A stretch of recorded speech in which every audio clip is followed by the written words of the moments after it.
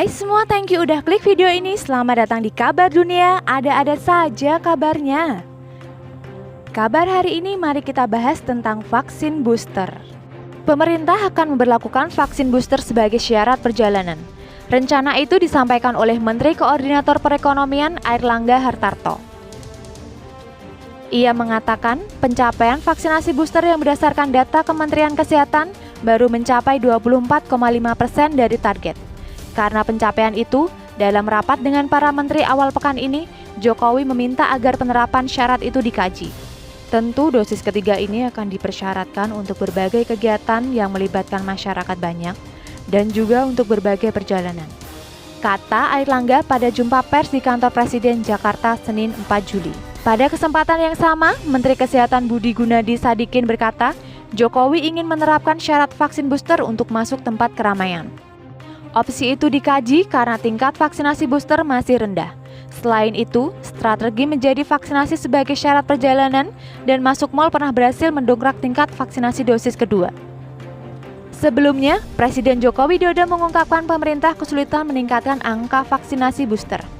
Dia menyebut pemerintah kesulitan menemukan orang yang hendak menjadi peserta vaksinasi dosis ketiga.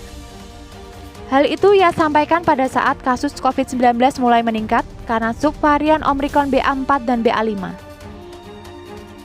Jokowi berharap masyarakat segera mengikuti vaksinasi booster.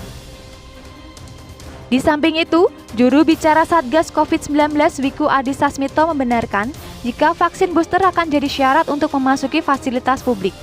Wiku juga menghimbau masyarakat untuk segera melakukan vaksinasi booster.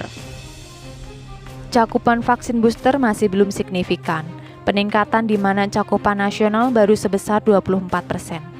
Selain itu, 28 dari 34 provinsi cakupan vaksinnya masih di bawah 30%. Ucap Wiku. Adapun 6 daerah di Indonesia yang cakupan vaksinasinya di atas 30% diantaranya Bali di atas 50%, DKI Jakarta di atas 40%, Kepulauan Riau di atas 40%, DIY Yogyakarta di atas 30%, Jawa Barat di atas 30%, dan Kalimantan Timur di atas 30%.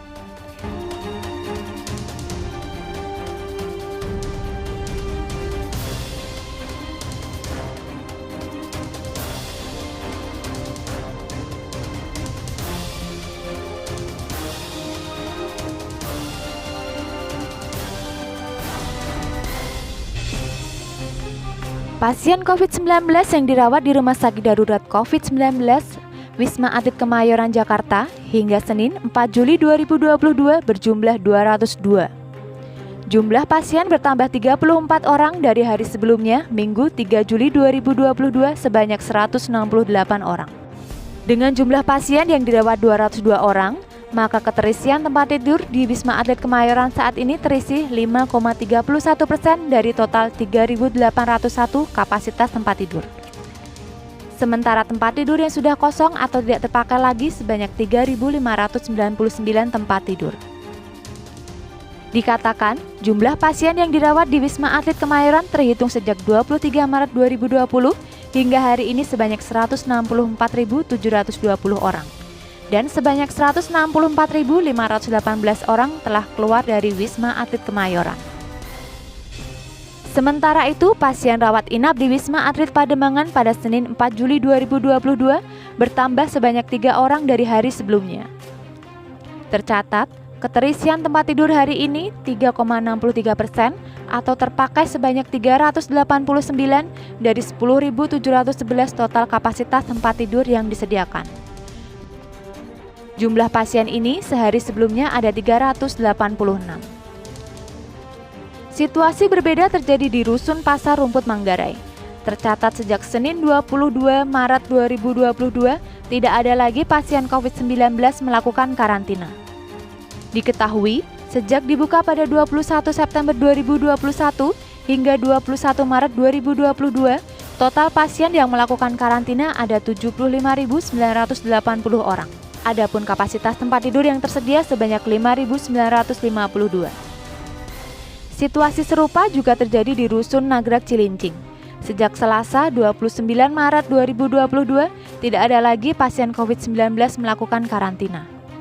Diketahui, Rusun Nagrek Cilincing dibuka pada 21 Desember 2021 hingga 29 Maret 2022. Total pasien COVID-19 yang melakukan karantina ada 31.574 orang dan kapasitas tempat tidur yang tersedia sebanyak 3.796.